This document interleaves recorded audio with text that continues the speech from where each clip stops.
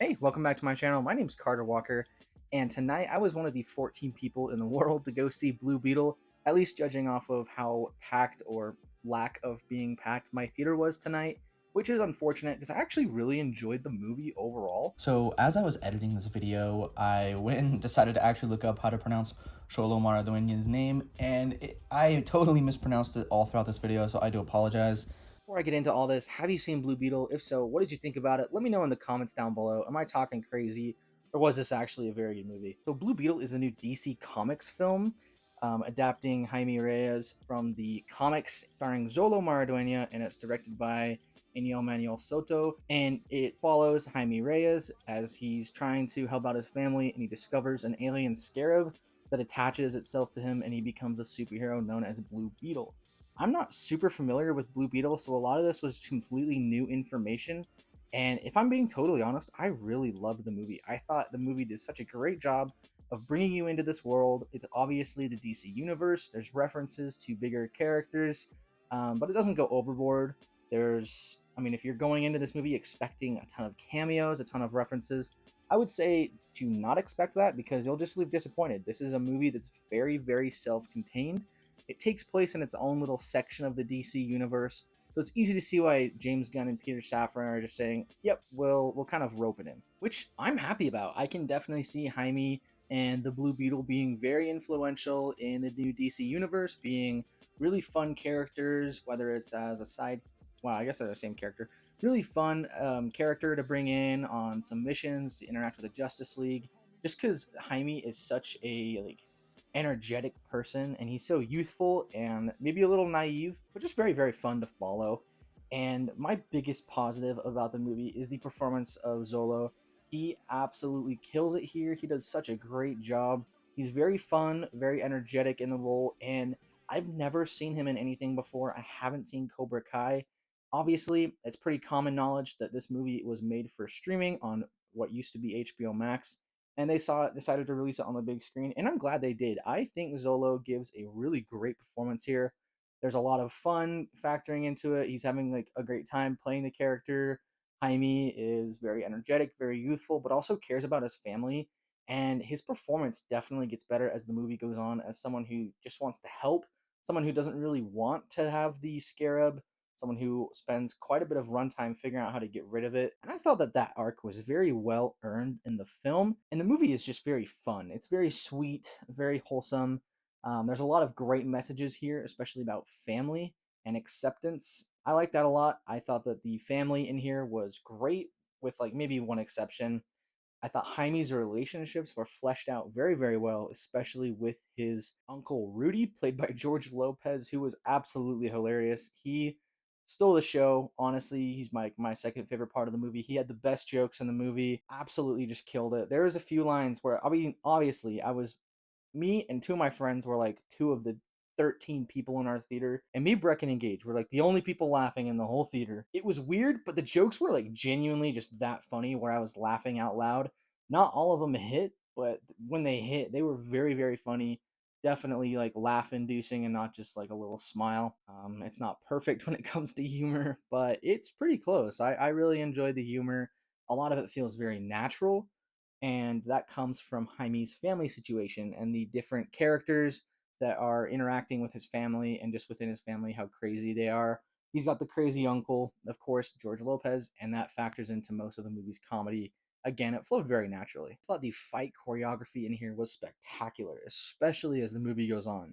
The first maybe one or two action sequences are pretty underwhelming, obviously very low budget, and I was like, okay, this isn't bad. I'm enjoying the movie. But then it kind of factors into the second half, and there's a ton of great action sequences here that I really enjoyed once Jaime gets a little bit more familiar with the scarab, a little bit more familiar with what he can do, and leans into that symbiotic relationship with the scarab.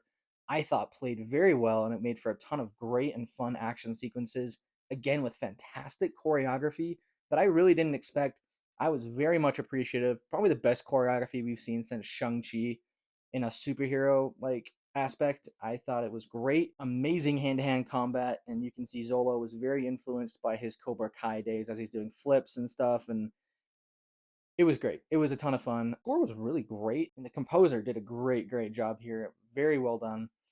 So yeah, I think honestly for the positives, it was a very fun movie. I really enjoyed the family situation. It really has some great action here and some really great moments, especially in the second half. However, there are some things that hold it back a little bit for me. So go right into the mix. The first half of the movie, it feels like that's where most of the like made for TV, made for streaming stuff like factored in. It just kind of felt a little bit more low budget than usual.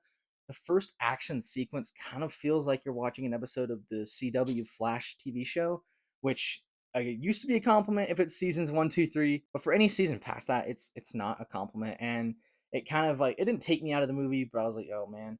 And the CG, of course, the suit looks fantastic because it's practical. A lot of the CG shots really aren't too great. Again, this movie doesn't have the biggest budget, and it was made for Max, so it's not like they were trying to make it on the like massive silver screen. But I do think for the most part they cleaned it up pretty nicely. I see the budget is about 120 million, and you can definitely see some of that budget go. But also, there's a few shots here, especially one inside the Cord Industries building that I was like, that looks so bad. And that was the only time. There was one of two times it took me out of the movie. That time I didn't mind. The second time I minded quite a bit more because it's during an integral scene for Jaime's character, an integral scene for the plot. And there's a CG shot. If you've seen the movie, you know. I was like, dude, come on. There had to be another way. There had to be another way. The CG was great. It held up during the action scenes. Speaking of action scenes, the villains here were okay. Very cookie cutter, but honestly, I didn't really mind them because one of the villains, like the henchman, I want to say Parallax. It's like Corapax. I almost said Parallax. This has nothing to do with Parallax, but Corapax. I cannot pronounce that for the life of me, kind of gets roped into the end. You see a little bit more of his backstory, and I appreciated that. It just feels like, he's the opposite Blue Beetle, the classic origin story Marvel DC stuff. But he definitely came around in the end, and I definitely came around to him in the end, and ended up enjoying his character a lot more than I thought I would. Victoria Cord here is, the typical like corporate conniver.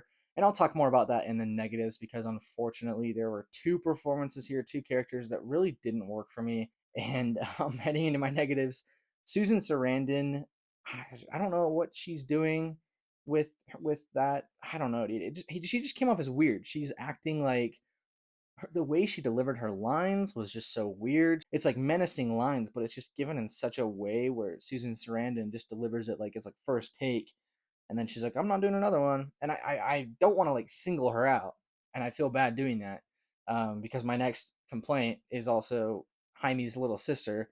I forget her name. It's not her. It's not the actress. The character is just written to be very, I don't know, their relationship, it's very believable, but also like a little like annoying. It kind of grated on my nerves a little bit. I feel like maybe she was overacting a tad. Just very like, oh, I am gonna go take a dump in this place. Whoo, I'm gonna go light it up, little bro or big bro. I don't know. Again, just like minor complaints. It didn't take me out of the movie. I didn't hate it. I just disliked it. I definitely disliked Susan Sarandon a little bit more because she just felt like she was in a completely different movie. So overall, I actually really enjoyed Blue Beetle. Much to my surprise, I did go in with honestly no expectations. I didn't even see a trailer after the first one, so I had no idea half the stuff that was in it was in it. Honestly, I do think it is a little better than The Flash. I think it just kind of overall gels more. The CG is miles better.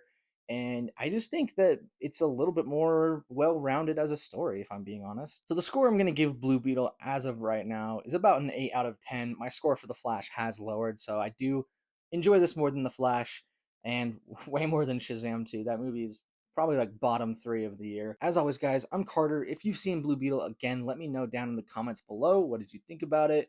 Would you be interested in seeing him in the DCEU in the future, or DCEU, or whatever they're going to call it? Anyways, guys, I'm Carter Walker, and have a great rest of your day.